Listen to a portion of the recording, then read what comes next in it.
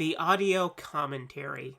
It's a dying art form, but here at One Track Mind, I, your wonky yet affable host Ryan Luis Rodriguez, analyze film through the prism of these embryonic forms of podcasting, one audio commentary at a time. Masterpieces, crapster pieces, live action, animation, cult classics, films literally no one has ever heard of. No track is too small, and no track is too big. Join me and my guests from the entertainment world as we keep these features alive every other Tuesday. Hey, who else is going to discuss Bill and Ted's Bogus Journey one week and Citizen Kane the next? Us, that's who. Sure, you have to put up with my voice, but there's a certain give and take in this industry. That's One Track Mind, part of the Someone's Favorite Productions family, and available wherever you get your podcasts.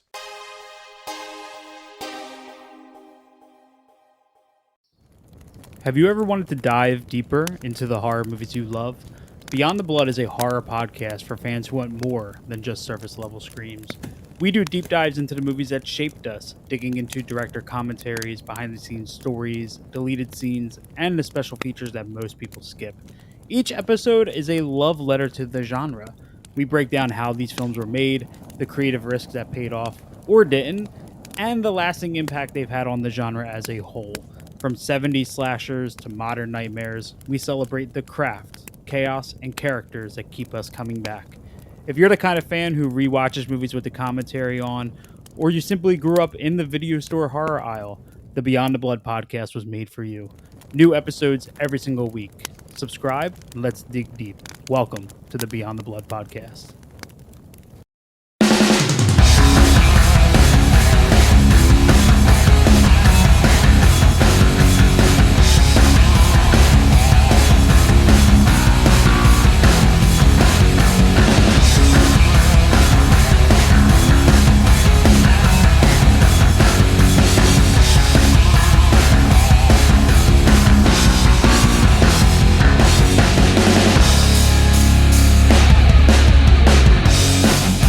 Hi there, I'm Chris Stachiw. And I'm Trevor Gumbel. And we are the hosts of On Seagal, the only Steven Seagal podcast worth listening to. And you know what? Steven Seagal might actually agree with us. On this podcast, we're going to be looking at every single Steven Seagal film, from the first film to the final film. But on this first episode of the show, Trevor and I are just going to be talking about Steven Seagal, the man, his extensive filmography. And when I say extensive, Trevor, you and I both know it is extensive. Oh, yeah. To say the least.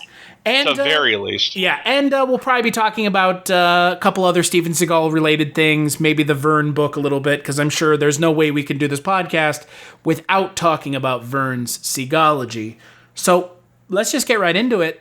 Trevor, I approached you initially about doing this podcast, and you jumped at the opportunity, obviously. We're sitting here talking about the man, the myth, slow hand legend, Steven Seagal. So what is your earliest memory of Steven Seagal's films? Oh, God. Probably seeing a bunch of them at the video store when I lived in Chicago, or North Chicago. He was basically the action star of that time period. And so this would have been like early 90s, right? Very, very early 90s. So I was like 10 or 11. Trying to remember the first Seagal film I watched. It might have been Under Siege, or I don't know. Actually, I think it might have just been Under Siege 2, because I was mostly a Van Damme kid, or Schwarzenegger or Stallone. I didn't really get into Seagal until like 95, when I saw Under Siege 2 Dark Territory in the theater. And then I started kind of getting more into it. And then I met my friend Jeremy, who loves early Seagal. And he introduced me to a bunch of different films, like Hard to Kill, Marked for Death, Out for Justice. He didn't show me much of his later stuff, but he showed me like the best of the best. Like, if you're going to watch Seagal films, watch these rather than the all later direct-to-video stuff. Which, it's kind of funny when we talk, because initially with Seagal, and this is something that's kind of been leveled against him recently, is this direct-to-video kind of part of his career. And the funny thing about the direct-to-video thing of his career is he was essentially made fun of. I mean, everybody makes fun of him for his direct-to-video career, but that's kind of what streaming is. He was almost ahead of the curve. Yeah, he was. I think the first straight-to-video I noticed was The Patriot. And that was his first direct-to-video film. I believe so, yeah. Yeah, like that's his actual quantifiable one. So in Vern's book, Seagology, which if you have not picked it up, you should totally pick it up. Vern breaks Steven Seagal's career into a couple categories. He breaks it into golden era, which is 88 to 91, silver era, which is 92 to 97, transitional period, which is 98 to 2002, DTV era, which is 03 to 08, and then Chief Seagal era, which is 09 to the present.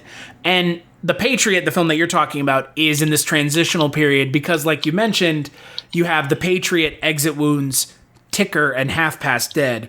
2 of the 4 of those are direct to video or DTV, limited release, however you want to quantify it. Yeah. And so I'm not surprised it's The Patriot because, again, I think from what I've heard about The Patriot, I have not seen it, but I'm looking forward to watching it, is I guess it kind of skirts the line of direct-to-video and theatrical quality. Yeah. That I haven't seen, but it kind of... It was still in the somewhat Seagal is respectable area. Sure. Where they took him mostly seriously. Well, and the one thing we know is Seagal takes himself serious. So for me, my first experience with Seagal was, I want to say in 15 or 16, for the other podcast that I do, the Kulturecast, we did a podcast on the original Under Siege, not the sequel, and that was the first time I'd ever seen a Steven Seagal movie. Like you said, I was more of an Arnold guy. I grew up watching Arnold films with my grandfather. My grandfather was from Eastern Europe, Ukraine specifically, and he gravitated towards Arnold because they kind of had a lot in common. They both came over to this country with kind of the American dream in their eyes, and they both made good on the American dream. Obviously, Arnold more so than a lot of people who do what he did. But my grandfather, I guess, had a kind of kindred spirit with Arnold is what he felt. So I saw a lot of Arnold movies at a impressionable age. I want to say I saw Predator when I was like 7 or 8. But I had never seen a Seagal film until I was effectively an adult in my mid-20s, which kind of surprising. Yeah, I mean, Seagal, for some reason, when I think of Seagal, I think the perfect age to see him is your pre-teens to early teens, because I think that has the most effect. Because I think he's made for teenage boys to watch and just start cheering and like, yeah, kick his ass and all that kind of stuff. So I think I understand how you kind of later discovered him. But I think probably I discovered him before his reputation preceded him. Which, unfortunately, now that's kind of all he's known for. And that's unfortunate, but, I mean, we still have... Also of his own creation. Exactly. He's kind of has no one but himself to blame on this aspect. But the whole... but his whole 90s oeuvre I can still watch it and separate the man from the art, quote-unquote art. Right. Because, But when we get closer to now, it gets a little harder. Yeah, I mean... I can definitely say I'm more literate on his older stuff than I am on his newer stuff, and thank God you sent me links to watch the other ones, because, it'll be nice to kind of get more acquainted with DTV Steven Seagal. I mean, it's a larger part of his career than anything else. Yeah, and I think that the sad part is that he stopped trying, because Seagal... I don't see I think that's where we're going to have some kind of interesting discussions on this podcast is I don't know if he was ever trying. Well, it seemed like he put more effort into it before than he did now. Well, now I think he's riding on his notoriety alone, right? Yeah, but that can only get you so far, I mean... Well...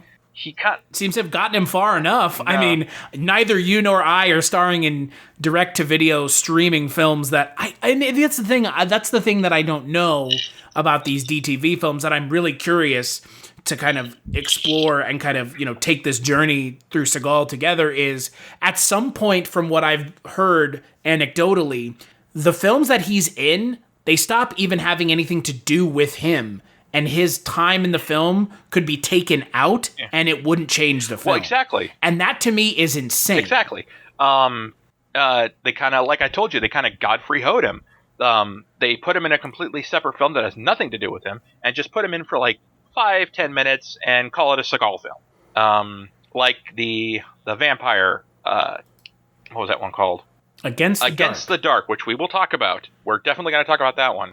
But that's like at this point, that's literally 3 years away. I mean, that is from 2009, so that's a more contemporary film. Yeah, but it's from what I've been told, and if you're echoing the same thing, he's in the movie for 5 basically, minutes. And he's barely talks, and when he does, he's dubbed.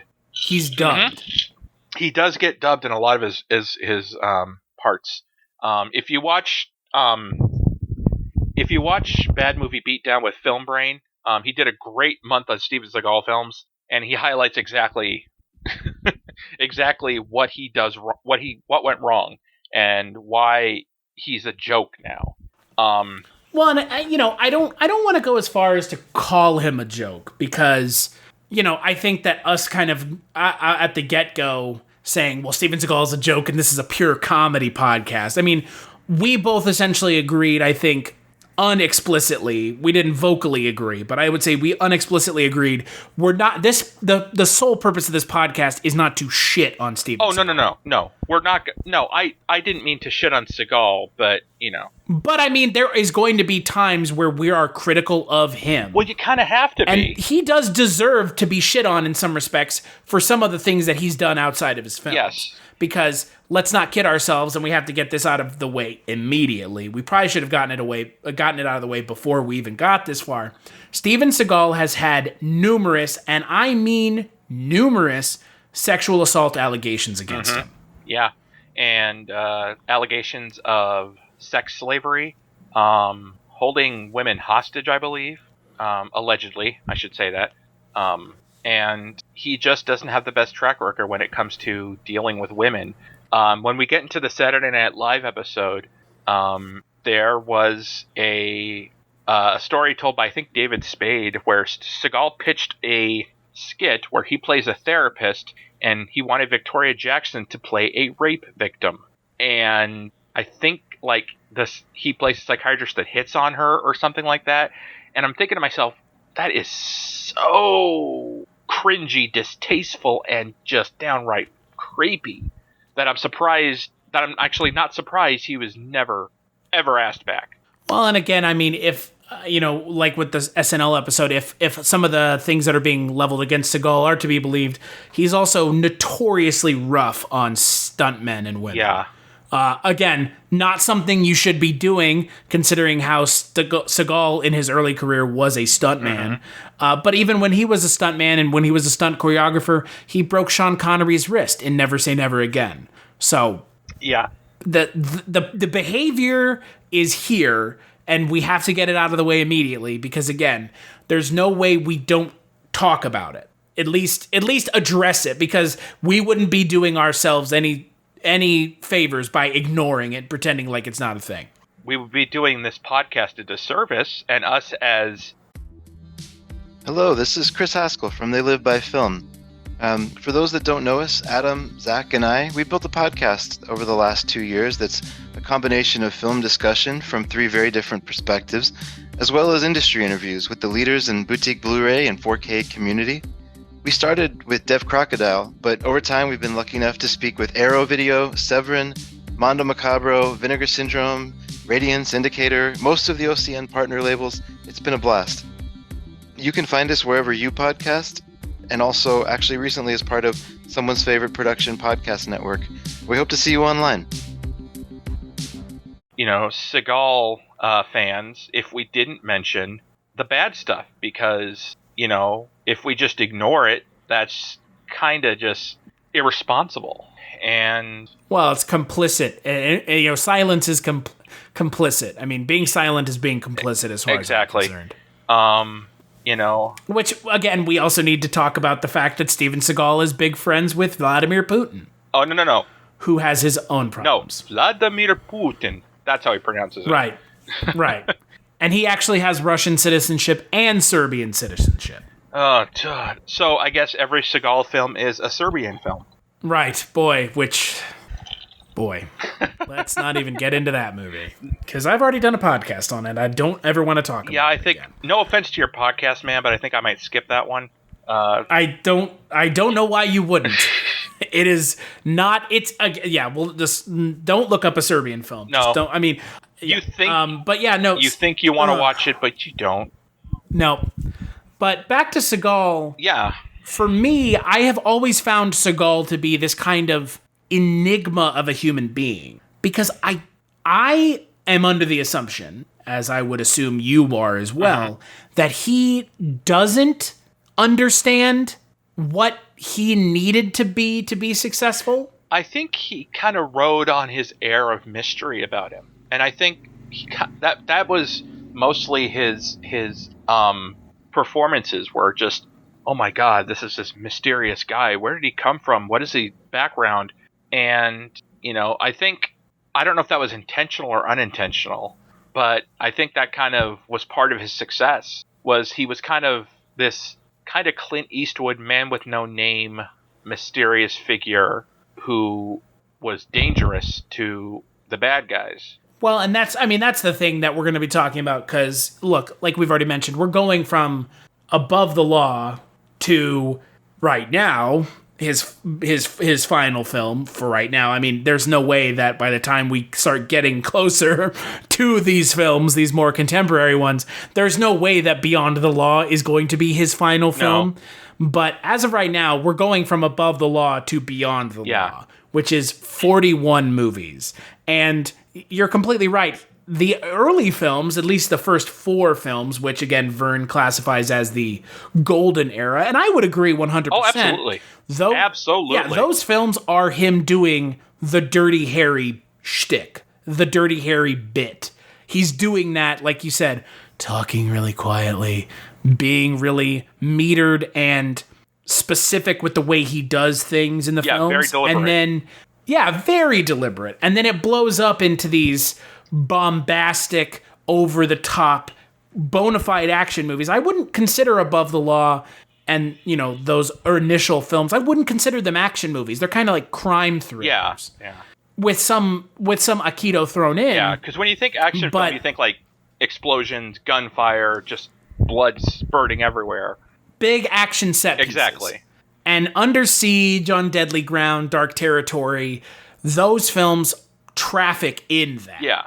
And I think for me, just talking initially about Seagal and having seen some of these films recently, when he's asked to do a lot, that's when he fails.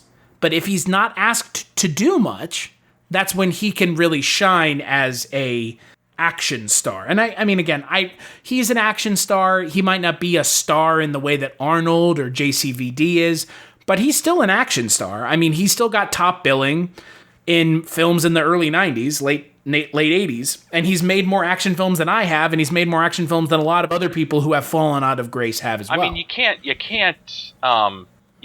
deny the work ethic, no matter how much work he puts into it. But he does like to work. I mean, he takes his martial arts craft very seriously, and that's I think part of the appeal is that he's not just a good-looking person who has to be taught how to fight. He knew it from the get-go. Michael Ovitz. The story about Seagal, right, is that Michael Ovitz essentially dared himself to create an action star. I mean, that's the anecdotal story that we've always heard. Seagal is essentially a manufactured action star. Yeah. But the problem with that is essentially what you just said. While you can take an actor, say Keanu Reeves, right? Not classically trained in martial arts. He's an actor. You can teach him enough martial arts to make it look convincing. I mean, look at something like The Matrix. Look at something like John Wick. I mean, that's more kind of gunplay than martial arts, but it's in the same vein. You can take someone like Keanu, who is an actor, and using body doubles and convincing camera work, and them putting in the effort and time to learn a modicum of martial arts. You can get by. The problem with someone like Seagal is, yes, he is 7th level Aikido master. He can't be trained to be an actor. Yeah, that takes a bit more effort than, either you have it or you don't. It's not something, that's the thing about actors, right? The really good ones, the really convincing action stars, they have it. They don't need to be taught it. Well, Arnold has it. JCVD has it. They just inherently have it. Same with Stallone. But I think another to that regard, I think the personality and the charm can be shown if you don't take yourself too seriously, and that was the case with Arnold, JCVD, Sylvester Stallone, all those other action stars, is that they knew enough sense to kind of be able to not take themselves too seriously and admit that they have this persona and kind of riff on it a bit. Which is why Arnold was so successful with Ivan Reitman stuff like Junior, Twins, Kindergarten Cop. Exactly. Cop. It's because he was playing off the persona that he had. It's like, and it worked. It worked really well because he has charm. And, Seagal. And he knows how to turn it on and off. Like, Arnold can be menacing when he wants to be. But that's not his, permanent setting. That's the thing about Seagal. I don't think because, look, we could reach out to Seagal. I've reached out to Seagal for my podcast, and his people said no. But I can almost guarantee you, with secondhand stories that I've heard with friends of mine, like Rich Haddam, who is one half of the writing team who wrote the initial script for Under Siege 2 Dark Territory, who met Seagal in person during the height of his, early success. That is who he is. No questions asked. He's always on. He is very much what you see is what you get. Yeah. He's not playing a character on screen. He's himself. Not. He's playing himself. And you know what? It works.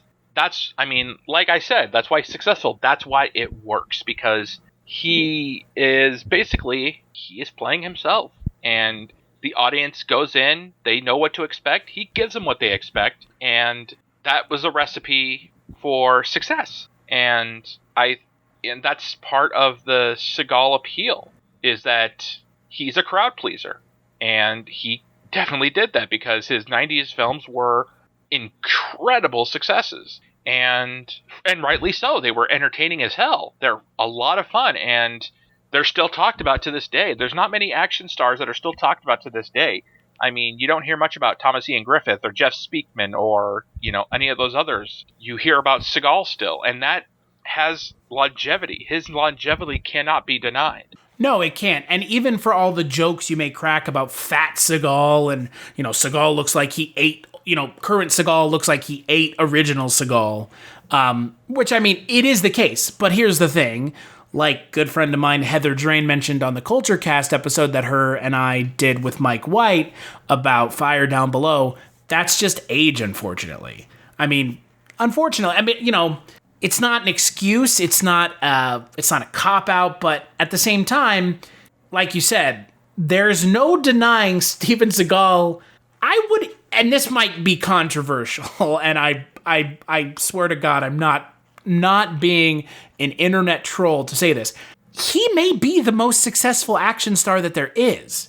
If you think about it from a purely output standpoint. He has made 41 movies in 20 plus years. If you're gauging success by output of media and not necessarily by audience quality or financial success, then I think you have a point. I think there is a point to be made that he is the most successful action star there is. He certainly likes to work. He's the most prolific. Oh, he's very prolific. I mean, he's a little bit like Nick Cage, right? I mean, that's kind of the joke that's always been leveled against Nick Cage is, he never saw a part that he didn't like for, to pay some bill. Yeah. Right. But but at least Nick Cage still sometimes does theatrical films. And it goes That's true.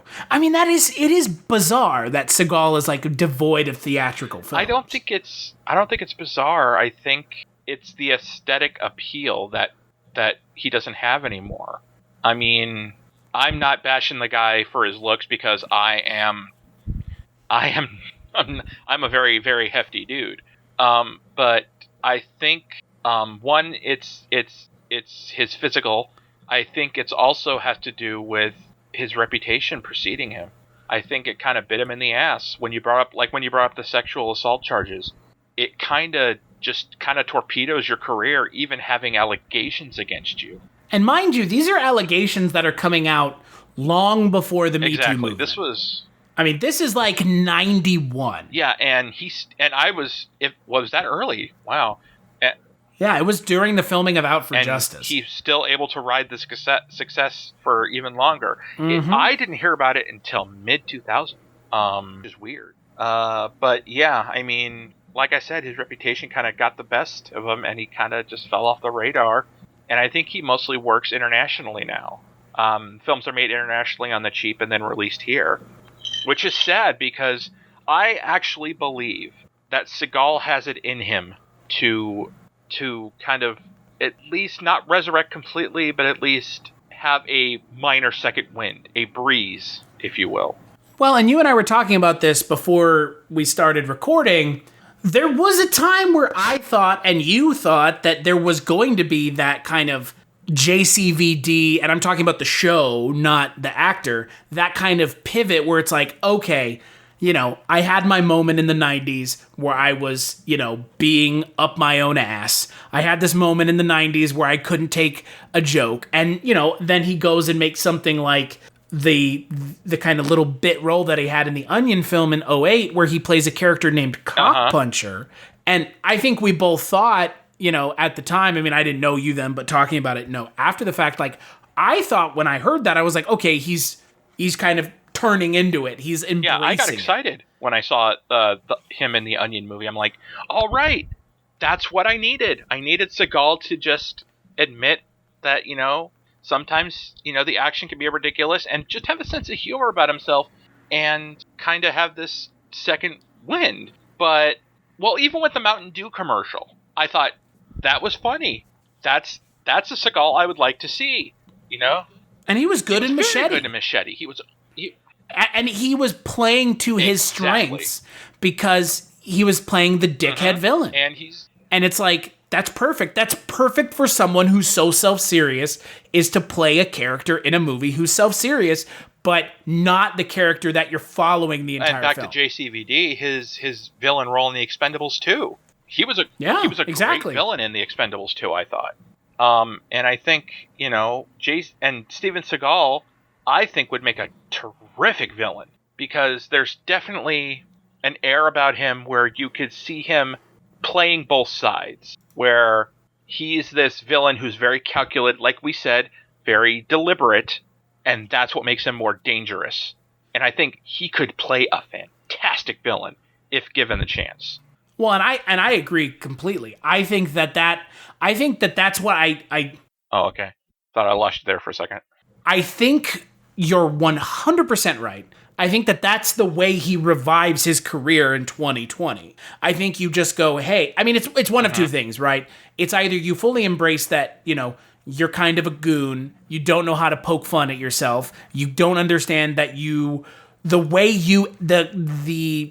act that you're exuding doesn't have a place in 2020. And you either do some self-introspection, find out who you are and what you want to be, and allow yourself to poke fun at yourself. Or you continue to be who you are, but you go the route of playing the villains in the movies. Because you can get away with what he's been doing for the last 30 years if you're doing it in I'm going to be typecast as the villain. But there's still good money in that. There's still good roles absolutely. in that. There are. But look at someone like Kurtwood Smith, for fuck's sake. Or Ronnie Cox. Actors like Kurt... Yeah, they have made a career off of playing villains. They both happen to play villains together in one of the greatest films ever made, action films ever made. You need to do one or the other. You could do both, but doing neither is where you get these films that are 2-word titles, 3-word titles, and they're all very samey. At least on the surface. I haven't seen enough of them to know. That's why we're doing this podcast. Because I am genuinely curious what a film like A Dangerous Man or Force of Execution is like. Because all of the box art looks the same. All the characters sound the same. All of the plots all the plots for the most part sound the same. And I'm curious to see, is there something about these films that really does set them apart? Or are they all just Seagal on screen for 5 minutes and then he fucks off to somewhere else, and the other actors who are a number of character actors are asked to do everything else? I'm actually very fascinated to see where this goes. To watch them in order and then kind of view it as a timeline of his career and quality. And I think if he worked with Andrew Davis again, like he did with Under Siege, I think if he played the villain in an Andrew Davis film, he needs a good filmmaker, by the way, first of all. That's what I should have mentioned, that he needs a filmmaker that knows what they're doing, and he needs a villain role that plays to, like you said, who he is. Because the hero of the 90s is now the villain of the 2020s. And you can't be that person from that movie anymore. You have to, if you're going to be that person, play him in a different regard. Do you know what I'm saying? I think you're right. I think, again, for someone like Seagal, and I've never really been able to tell. I guess you could make the case that maybe no, but that's, I think, like you said, what we get on screen is about as much as his kind of range as an actor, right? Like we're seeing his entire range as an actor. And I don't think there's anything that he's not leaving on the table, which I commend that in a way. But at the same time, when you're being outclassed by all the supporting roles in your film, it doesn't help your case that you're a talented action star. In a lot of his films, you're right. You remember the villain better than you remember the hero. Right. Under Siege 2, a Eric great villain, Bogosian. by the way. Under Siege 1, Tommy Lee Jones, Gary Busey. It's just Marked for Death, Basil Wallace's Screwface. Isn't Above the Law the one that has I believe William so. Forsythe? And then you have On Deadly Ground, which was Michael Caine.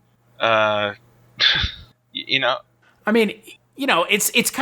funny because there is also this, again, anecdotal stories about Seagal doesn't like to share screen time with anyone. I mean, like you said, the problem with Seagal seems to be his attitude more than anything else.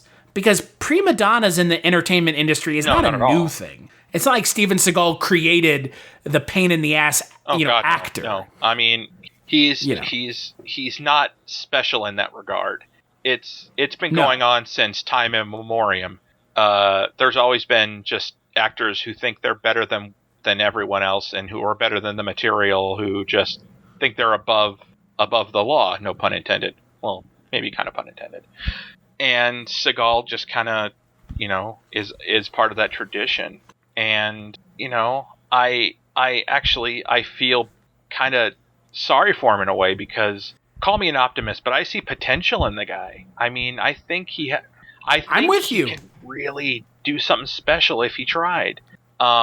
Just stop being angry at the world and, have some fun. He doesn't know how lucky he is. He got the chance of a lifetime. He was the star of the 90s. He was the action guy. He had fame. He had money. He was doing something that he was good at and getting paid for it. And I don't know. Did he enjoy doing it?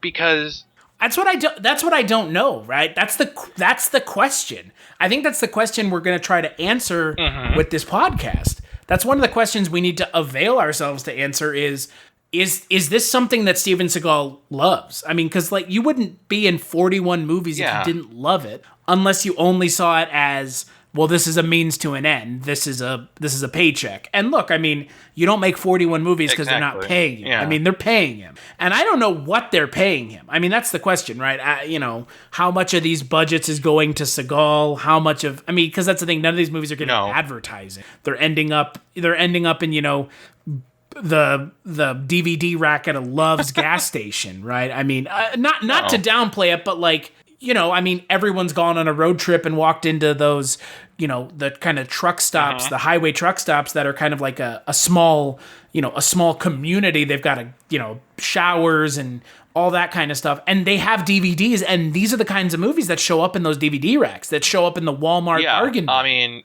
just... But you wouldn't do it if you didn't love it. And, yeah. I would assume. You would assume the same thing. I don't know. He doesn't seem to me like he's a happy person. And that's the thing, is that he was given this golden opportunity that we could only... You or I would have killed dream of having the opportunity he had. And, you know, now he's wasting his talent. He does have talent. We can't just deny that the man is an incredible martial artist. And right, there's no question of that. I think there is a room for that. There is a want for that in this decade. Some people do want that old school action film, you know, and I think he can provide that. Seagal, I mean, when he wasn't in Expendables, was it 2 or 3 he didn't want to be in? He didn't want to be in 2 or 3 because he, quote, doesn't like to work with funny people. And I think that was a big mistake, because that would have been the perfect film for him to do, because those movies proved that there is a want in this country or in this society for the good old-fashioned action film, you know, where the fights aren't like cameras shaking around, the you know, there's rough and tumble guys, you know, but I don't know, I don't think he didn't see the appeal that we saw in those films. And even Chuck Norris saw the appeal and did it. And, you know, if he did a film with Chuck Norris, I think that film would do gangbusters, actually. Well, I mean, again, like you said, to your point, I mean, this whole thing about the Expendables, and it seems, like you said, it seems like a massive missed opportunity, because it was a massive missed opportunity. I mean, even Mel Gibson got in on it in the third Expendables movie. Even Harrison Ford, Bruce Willis, Dolph Lundgren. I mean, they all got in on it. Seagal is, for all intents and purposes, the missing piece of that Expendables franchise. He's the one guy they didn't get. And you know why they didn't get him? Because he didn't want to be in the movies. He himself said he didn't want to be in them. That, to me, is insanity. I think this podcast is going to be us doing a Seagal intervention. I don't know if he's going to hear us. I don't know if he's even going to be aware of this podcast. But, Steven, we're talking to you. Please, listen to us. We want what's best for you. We love you. Well, I don't know if I love you. But I know that there is part of Steven Seagal that is entertaining. I mean, you can see it in there's glimmers, no pun intended. There are glimmers of it in his early films. There are glimmers of that pithy, you know, deadpan delivery that can totally work. Clint Eastwood made it work for his entire career. I believe in my heart there is still an audience for him. There is still... Well, there must be if he's still making movies. But I think people want to see, you know, the Seagal we know and love. You know, the guy who just kicks ass and takes names and just comes in like the man with no name and, you know, kills the bad guy. Or become the bad guy. And I think... I don't know if he knows that there's people in America who want to see him, you know, do better. And I do think his films are still watchable. I think Under Siege 2 is still fun to watch. Above the Law is great. Mark for Death is terrific. That's his best film, in my opinion. Hard to Kill. He just knew how to make an action film. And like you said, I think Americans, and I think everybody, not Americans, everybody loves a comeback story. Oh, yeah. Look at Mel Gibson. They gave him his comeback story, And he is a massive anti-Semite, misogynist turd. Yeah, look at John Travolta. He was persona non grata until Pulp Fiction came around and, kicked his career into high ground gear. Sorry. Yeah. I know, you're completely right. If Seagal had a comeback, it would be a comeback for the ages. And I'd root for him. And because I do believe in him that he can be the star he was in the 90s. He just has to get out of the way of himself. He needs himself. to get out of his own way and listen to the people who know what's best for his career. Well, and that's the thing. I mean, that's the other thing that we just genuinely don't know about Seagal and the people that he surrounds himself with is nobody. I mean, that's the thing. I mean, about someone like Arnold. I mean, you hear about Arnold's family, his marriage to Maria Shriver. Obviously, that ended up dissolving. But you hear about these other stars, and they have their families, and I'm stepping away to be a father. You never. It's like we've already said. He's kind of an enigma when it comes to his personal life, who he is. You see these interviews with him, and he's rambling on about nothing and everything and nothing all at once. The only thing I knew about his personal life was I think he was married to Kelly LeBrock for a while. He's been married to 4 people. And one of those women, he may have been married to another woman at the same time. If Wikipedia is to be believed. Wikipedia, yeah. Yeah, exactly. Wikipedia, sure. But, I think, his personal life, I think it was probably good that we didn't know much about his personal life because we don't really need to know about his personal life. We just want to see him on the big screen. We only care about that Seagal. We don't care about personal life Seagal. We want Casey Ryback Seagal, I'm with you. I mean, again, it's not for a lack of martial arts talent. The problem with Seagal has always been himself getting out of the way of himself. And I think it would probably take it needs to hear it from the right person for it to stick. But, Oh, I agree. I agree 100%. He needs to find a way to get on track with I don't know. It's just this weird situation where maybe he's happy making these movies, these direct-to-DVD and if so, God movies. bless him. Do your thing, man. I mean, there have to be direct-to-DVD movies because there are direct-to-video. There's direct-to-theater films. I mean, there's theatrical release and there's direct-to-video for a reason. I mean, the other thing I've never been able to quantify is why hasn't Netflix or somebody approached him to do like a series or something like they did with JCVD? It just goes back to reputation, Chris, because, I think they know his reputation. They just expect him to be the Seagal they expect him to be. So they figure, why bother? That's just my interpretation. But, he might do well to have a Netflix series. Something cheap, short, but shows his considerable talent. And, I think he would do well for something kind of more short term to test the waters. And then right. Maybe the right film director, right writer will see that and say, you know what? I think I could make something for him. And, that would hopefully go on to something better. So, I mean, he's definitely not a guy you can put on Quibi. Well, you might. I mean, if Quibi's still around. I don't think he wants to be confined to 10 minutes. I think he's... He loves himself. He has no lack of self-esteem. I will give him that. Yeah, he has a big ego. I think that's... Yeah, and I think it probably had to do with back in the 90s. He had a lot of probably yes men, telling him everything he's doing was terrific and nothing he did was wrong. Well, no, I mean that's how you get to the position you're in, because if someone doesn't challenge you on your nonsense and on your bullshit, you get to the point here where it's like I don't understand how to connect with society in a substantive way. You end up hurting yourself because of it. I mean, yeah, you end up making 30 plus direct-to-video Wesley movies. Snipes was in serious danger of becoming that person. I don't know if the horror stories you heard about Blade Trinity, where he wouldn't come out of his trailer unless he had a line, I think. So the cast would end up having to do scenes just by themselves without him, and yeah. Oh, I believe it. So he was in danger of becoming just this Seagal number 2.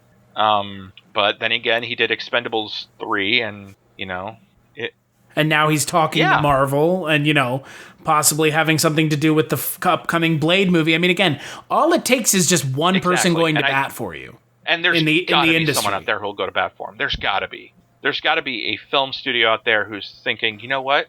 Let's give him a shot. Let's see what the kid can do.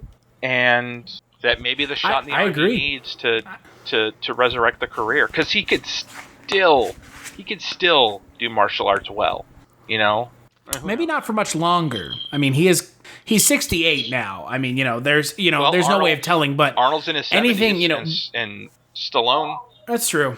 But Arnold doesn't do much in his movies. Not that doesn't involve guns, but that's one thing that's fair. You can say about Seagal that the other ones didn't have, is that he did his own, karate work, or his own, fighting style. And so, I mean, you can't say that about a lot of other action stars at the time. I mean, he is very, very agile on his feet, You wouldn't want to get in a fight with the guy, he just, kick your ass. No, I mean, again, that's the thing we go back to, is he is an actual martial artist. And a talented one. He is a master, a black belt. I don't remember which discipline. Yeah. 7th level Aikido. That takes a considerable amount of talent and self-discipline. So, with our kind of initial analysis of Steven Seagal's career out of the way, the way that we're going to be approaching this podcast, the way that we're going to be approaching future episodes, is we're going to go back and forth. We're going to start with his first film, his first starring role in 1988's Above the Law. Then we're going to jump right to his most recent film at the moment, which is 2019's Beyond the Law.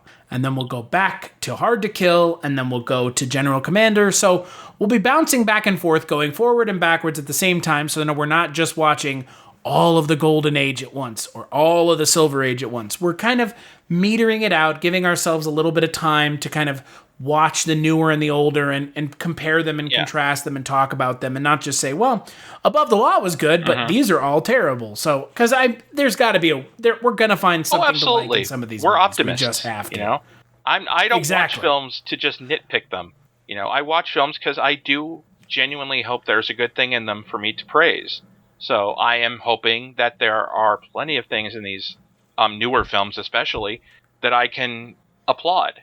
There's part of me that is so intrigued by Seagal and his kind of aura that I'm genuinely curious as to what those more recent films look like and what that means. So I'm super excited.